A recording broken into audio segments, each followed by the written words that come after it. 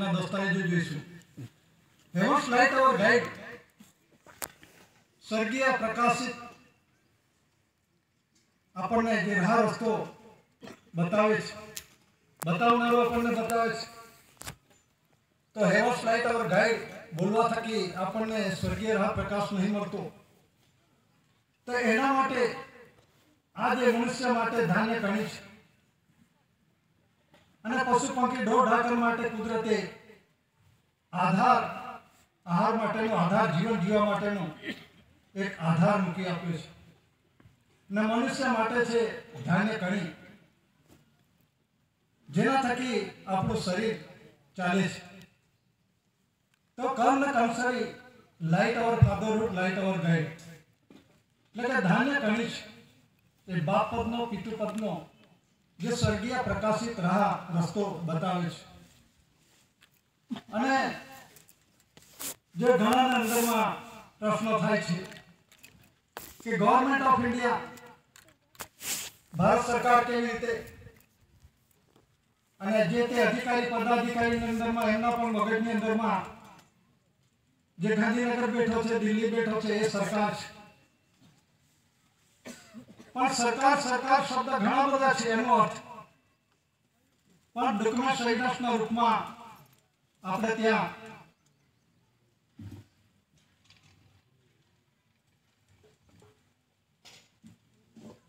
જે રૂલિંગ વ્યવહાર ચાલે છે એ પરસેપ્ટિબલ એવિડન્સ જોઈ લો। બધા સરકારના નામ પર ડરાવે છે, ધમકાવે છે, માને છે, મનાવે છે, હું સરકાર છું, હું સરકાર છું, પણ એ સત્યતા સાબિત પુરવાર થતું નથી। કેવી રીતે જે આપણે ડોક્યુમેન્ટ એવિડન્સો છે એના આપણે ખુલાસાઓ કરીએ।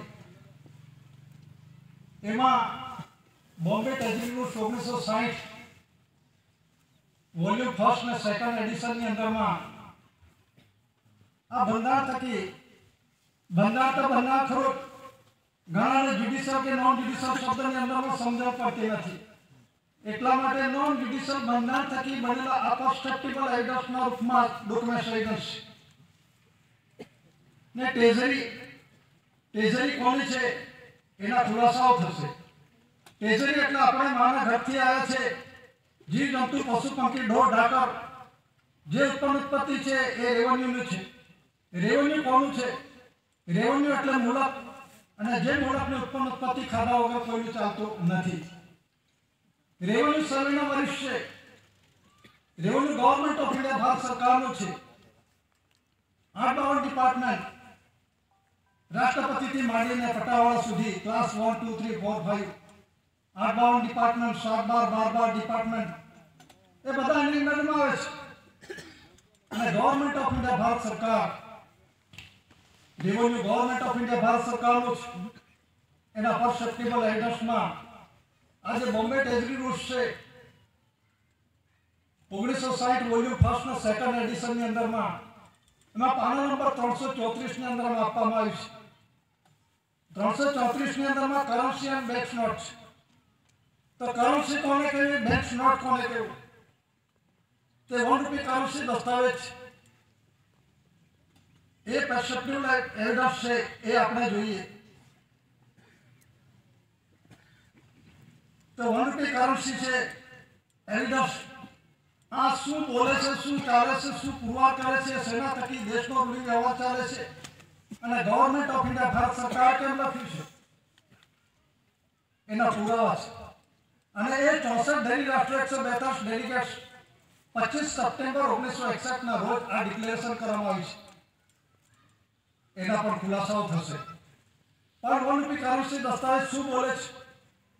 જે બોમ્બે ટેજરી રૂલ્સની અંદરમાં 1960 વોલ્યુમ 1 ને 2 એડિશનની અંદરમાં પાના નંબર 334 ની અંદરમાં કરન્સી એન્ડ બેંક નોટ, તો આ જે 1 રૂપિયા કરન્સી દસ્તાવેજ છે આને કરન્સી કહેવામાં આવે છે। અને 2 થી માંડીને 2500 સુધી આવે જે રૂલિંગ વ્યવહારની અંદરમાં જે ચાલુ છે અને આપણે જે નાણાં વાપરીએ છીએ એ વાપરે છે એ બેંક નોટના રૂપમાં છે। એના પુરાવા છે. 2 થી માંડીને 500 સુધીના દરનો ડિનોમિનેશન ઓફ 2, 5, 10, 20, 50, 100, 200, 500 એ પ્રોમિસરી ડોક્યુમેન્ટ સહિતના છે. દસ્તાવેજી પુરાવા સામેસર વચની દસ્તાવેજ પુરાવો છે. જ્યારે 1 રૂપિયાની કાઉન્સિલની અંદરમાં આપણે પુરાવા લઈશું, આમાં લખ્યું છે ગવર્મેન્ટ ઓફ ઇન્ડિયા, ભારત સરકાર માં 4 સિંહાસન છે. એમાં એક બાજુ ભારત લખ્યું છે, એક બાજુ ઇન્ડિયા લખ્યું છે. આ 1 કરન્સી દસ્તાવેજ છે. આ અગાઉના રૂલિંગ વ્યવહારની અંદરમાં જે ચાલુ હતું ને અત્યારે પણ ચાલુ જ છે, પણ પહેલા જે પરસેપ્ટિબલ એવિડન્સની અંદરમાં એના ખુલાસા માટે જે 4 સિંહાસનની નીચે સત્યમેવ જયતે નથી. જેમ જેમ સમય ક્રોનોલોજીકલ પ્રમાણે સમય પરિવર્તિત થતા પ્રમાણે જે અત્યારે જે છે 4 સિંહાસન સત્યમેવ જયતે દેવનાગરી લિપિમાં ફરજિયાત છે. તો અત્યારે જે કંઈ ગવર્મેન્ટનું છે, અર્ધ સરકારી છે, પત્ર વ્યવહારની અંદરમાં 4 સિંહાસન સત્યમેવ જયતે હોવું ફરજિયાત છે. 8-52 ડિપાર્ટમેન્ટ, 7-12 જે ડિપાર્ટમેન્ટો છે, જે સરકારના અધિકારી પદાધિકારીઓ છે, એમને આ જાણકારી હોવી જોઈએ. પોતે સાદા કાગળ પર લખે છે અને પોતે સિક્કો મારે છે. પણ એમાં ભારત સરકારનો 4 સિંહાસન Satyamev Jayate government of India, Bharat સરકારે જે સર્વિસરો છે એમને કોઈને આપ્યો નથી. અને સાદા કાગળ પર લખે છે તો સરકારના વિરુદ્ધ વર્તન છે. 2007 ને 2009 ની અંદરમાં જે 4 સિંહાસન સત્યમેવ જયતે હોવું ફરજિયાત છે. અને જો 4 સિંહાસન ના હોય તો એ ખાનગી છે, એને કોઈ માન્યતા નથી. અને એવા પર જે સિક્કો મારી સત્તાની ખુરશી પર બેઠેલા અધિકારી પદાધિકારી પર જે કાર્યવાહી થઈ શકે, દેશદ્રોહીની કાર્યવાહી થઈ શકે છે. એટલે જે 4 સિંહાસન છે, આ અનાસ્કાર પૂર્વીનો ચાલતો રૂઢિ વ્યવહાર છે, એ આજનો નથી. એટલે દસ્તાવેજની અંદરમાં લખવામાં આવ્યું છે હેવિંગ નો બિગિનિંગ અનાસ્કાર પૂર્વે એસપીઆઈ ટુ સ્ટાર. આ રૂઢિ વ્યવહાર છે. દીકરો દીકરી લાવવા માટેનો પુરુષ ને બાયનો જે કુદરતી રૂઢિ વ્યવહાર છે. 4 સિંહાસન રાજગાદી આસન એ કોનું છે? તો ગવર્મેન્ટ ઓફ ઇન્ડિયા, ભારત સરકારનું છે. ઘણા સ્ટેટ ગવર્મેન્ટના અધિકારીઓ પદાધિકારીઓ એ પોતે જે 4 સિંહાસન સત્યમેવ જયતેનો સિક્કાનો ઉપયોગ કરે છે, પણ એનો ખ્યાલ નથી, જાણતા નથી, ના મળવા મૂકતા નથી અને બીજાને ધરાવે છે. એટલા માટે આજે દિલ્હી રાષ્ટ્રપતિ ભવનથી સુપ્રીમ કોર્ટથી માંડી જે ગૃહ ખાતું છે, જે પર્યાવરણ છે, રેલ મંત્રાલય છે, આ બધાને આમંત્રણ આપવામાં આવે છે. ડિફેન્સ મિનિસ્ટર કે જાણો ગવર્મેન્ટ ઓફ ઇન્ડિયા, ભારત સરકારનું જે બંધારણ છે અને બંધારણ થકી દેશનો અને દેહનો રૂઢિ વ્યવહાર ચાલે છે. તો આ પરસેપ્ટિબલ એવિડન્સ છે, આના થકી દેશનો રૂઢિ વ્યવહાર ચાલે છે, કોઈ વ્યક્તિના નામ પર નથી. જો પગાર લેવો હોય તો રેવન્યુ ટિકિટ લગાવી પડે. એમાં શું લખ્યું છે? ભારત ઇન્ડિયા લખેલું છે. ભારત રાજસ્વ રેવન્યુ ઇન્ડિયા. પોસ્ટની ટિકિટ જે લગાવવી હોય, જો પોસ્ટ કરવું હોય, ટપાલ કરવી હોય, રજીસ્ટર રેડી કરવી હોય તો પોસ્ટની ટિકિટ લગાવી પડે છે. એમાં લખ્યું છે ભારત ઇન્ડિયા પોસ્ટની ટિકિટ. ને કોર્ટ ચલાવી હોય તો કોર્ટ ફી ઇન્ડિયા લગાવી પડે છે. એ વખત ચાલુ નથી થતી. એ બંધારણ છે, કોન્સ્ટિટ્યુશન છે. કઈ કોન્સ્ટિટ્યુશન છે? કુદરતી કોન્સ્ટિટ્યુશન. એમાં કાયદો લાગુ નથી પડતો. અને જે જનરલ સ્ટેમ્પો છે, શાસકીય ટિકિટ, પોસ્ટ ટિકિટ, એમાં ભારત ઇન્ડિયા સર્વિસ લખેલું છે, કોર્ટ ફી ઇન્ડિયા લખેલું છે. એમાં ઇન્ડિયન કે ભારતીય શબ્દ નથી. જેને ઇન્ડિયન કે ભારતીય શબ્દોને ખબર નથી, તો આ પણ જાણવા જેવું છે ઇન્ડિયા અને ભારત શા માટે લખ્યું, એનો બંધારણનું જ્ઞાન નથી. એટલા માટે આમંત્રણ આપવામાં આવે છે ગવર્મેન્ટ ઓફ ઇન્ડિયા, ભારત સરકારનું જે કુદરતી રૂઢિ વ્યવહારના બંધારણ થકી બનેલા દસ્તાવેજી પુરાવા છે, આના થકી દેશનો રૂઢિ વ્યવહાર ચાલે છે. ટપાલ કરવી હોય તો પોસ્ટની ટિકિટ લાગે છે, કોર્ટમાં જવું તો કોસ્ટ ટાઈમ ફી લાગે છે. આપણે જે કંઈ ખરીદ વેચાણ કરવું હોય તો આ ઓનપી કરોસી દસ્તાવેજ અને 2 થી માંડીને 500 સુધી પ્રોવિસિસ કરોસી ડોક્યુમેન્ટ સહિતનો એનો એક માધ્યમના રૂપમાં ઉપયોગ થાય છે. અને પગાર લેવો તો રેવન્યુ ટિકિટ લગાવી પડે છે. જે ઓફિસની અંદરમાં શાસકની ટિકિટ લગાવી પડે છે, પોસ્ટની ટિકિટ લગાવી પડે છે, રેફ્યુજી ટિકિટ લગાવી પડે છે. તો એ જે આ બંધારણ છે રેવન્યુ ટિકિટનું બંધારણ આ અધિકારી પદાધિકારીને ખબર નથી અને પોતે કહે છે હું ભારત સરકાર છું. સરકારનું નામ પર મોહરા ફેરી અને પોતે દેશના બંધારણને પોતે અવગણના કરી રહ્યા છે. તો કહેવાનો મતલબ શું છે? ડોક્યુમેન્ટ સર્વિસની અંદરમાં જે વનરૂપી કરોસી દસ્તાવેજ છે એમાં જે 4 સીઓ શાસન થકી દેશનો રૂલિંગ વ્યવહાર ચાલે છે. એમાં લખ્યું છે ગવર્મેન્ટ ઓફ ઇન્ડિયા, ભારત સરકાર લખ્યું છે. આ દસ્તાવેજ બોલે છે એની વાત છે, કોઈ વ્યક્તિ નથી ખુલાસો, આ દસ્તાવેજની વાત છે. અને પાછળના ભાગની અંદરમાં આપવામાં આવી છે એમાં ધાન્ય કણી છે, ઘઉંની કંટી આપવામાં આવી છે.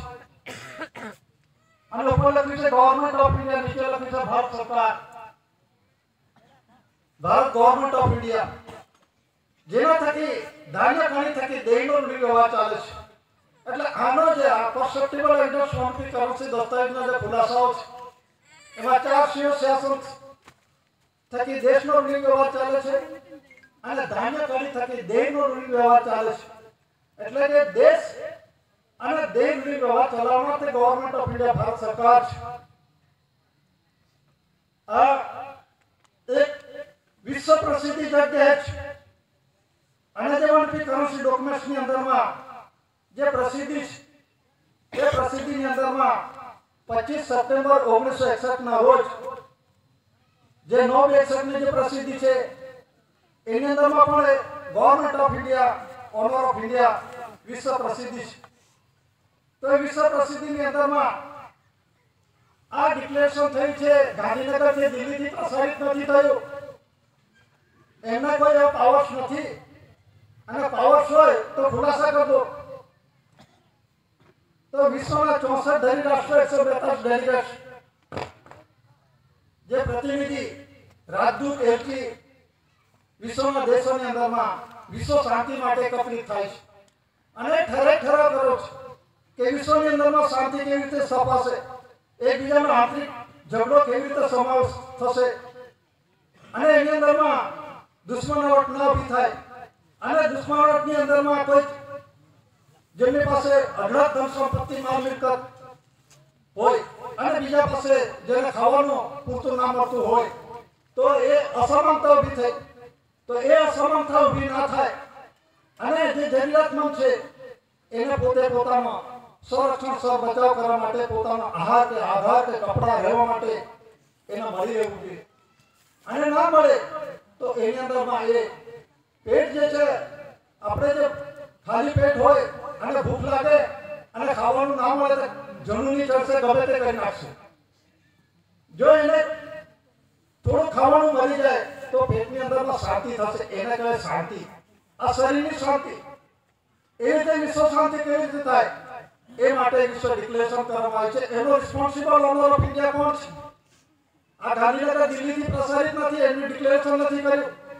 એમણે પણ ડિક્લેરેશન કર્યું છે દેશના સર્વોચ્ચ વડા વીવી ગિરી, જે રાષ્ટ્રપતિ એમને, અને આર વેંકટરામન. એના પરસેપ્ટિબલ એવિડન્સ જોઈશું. પણ પહેલા વનરૂપી કરોસી દસ્તાવેજની અંદરમાં શું છે, આમાં અંગ્રેજીમાં લખવામાં આવ્યું છે.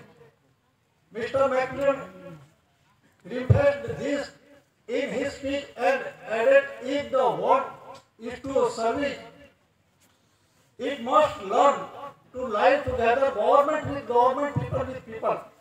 એટલે સરકારની સાથે સરકાર અને લોકોની સાથે લોકો, એની અંદરમાં અસમાનતા ઊભી થશે તો લડાઈ ઝઘડાનું ઉપસ્થિત થશે. તો એ ઉપસ્થિત ના થાય એના માટે વિશ્વની અંદરમાં શાંતિ માટે આ 25 સપ્ટેમ્બર 1961 ના રોજ આ યુનોની અંદરમાં ઘણા યુનો એટલે શું? યુનાઇટેડ નેશન ઓર્ગેનાઇઝેશન, રાષ્ટ્ર સંઘ એ સંસ્થા છે અને વિશ્વ શાંતિ માટે એકત્રિત થાય છે. તો એમણે જે ડિક્લેરેશન કરવામાં આવ્યું છે